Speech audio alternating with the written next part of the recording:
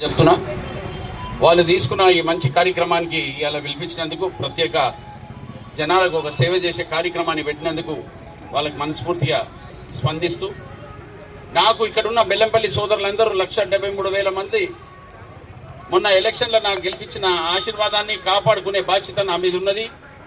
మన బెల్లంపల్లిని ఎట్లా ముంగడ తీసుకుపోవాలా అనే కార్యక్రమం తప్ప కాంగ్రెస్ పార్టీ ఇంకా వేరే ఆలోచనలు ఏమి లేవు. మీకు ఈ 10 ఏళ్ల సంది ఉన్న ఏడేసిన గొంగడ ఆడు ఉన్నది, దాని పనిచేయనికి ఒక కార్యక్రమాన్ని ప్రత్యేకంగా పెట్టుకున్నా. నేను గెలిచిన 3 రోజులకే మన బెల్లంపల్లికి హైవే మీద రోడ్ వేయించిన ఘనత మీ అందరికీ తెలిసిన విషయమే. ఇదే కాక మన బెల్లంపల్లి టౌన్లో మురికి వాగులు ఉన్న మున్సిపాలిటీలలో ఏమేమి ఇష్యూస్ ఉన్నాయో ఈ కోడ్ వచ్చినందుకు నేనేం పనిచేసే కష్టమవుతుంది. ఈ కష్టాన్ని దూరం చేయడానికే జూన్ 15 తర్వాత ప్రత్యేకంగా మన మున్సిపాలిటీ వాళ్ళతో మాట్లాడి మనం ఎట్లా ప్రోగ్రెస్ చేసుకోవాలో అనే కార్యక్రమాన్ని ప్రత్యేకంగా టేకప్ చేసిన.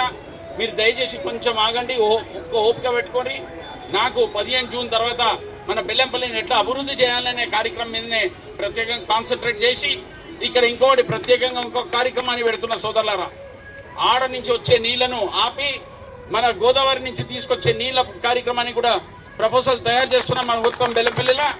ఇది కీలకమైన సమస్య. ప్రత్యేకంగా దీన్ని మెడికల్ కాలేజ్, ఇంజనీరింగ్ కాలేజ్ల గురించి కూడా ముఖ్యమంత్రి గారితో మాట్లాడినా, జూనియర్ కాలేజ్ గురించి కూడా మాట్లాడినా, గ్రామాలలో ఏ రూపంగా మనం డెవలప్ చేయాలనో దాని గురించి మీ అందరికీ నేను తర్వాత వివరిస్తా. ఈ రోజు ఈ కార్యక్రమానికి వచ్చినందుకు పేరున ప్రత్యేకంగా మన లేబర్ సోదరులకు నా తరఫు నుంచి ధన్యవాదాలు చెప్తున్నా. ఇక్కడ వచ్చిన తర్వాత మీరు ఏ సమస్య ఉన్నా 15 జూన్ తర్వాత నా ఆఫీస్కి రండి, క్యాంప్ ఆఫీస్ ఓపెన్ అవుతుంది.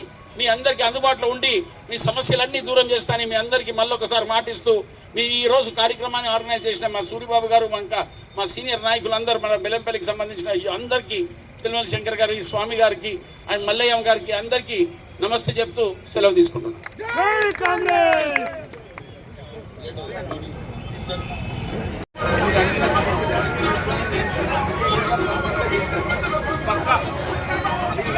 అమ్మకి ఇచ్చేది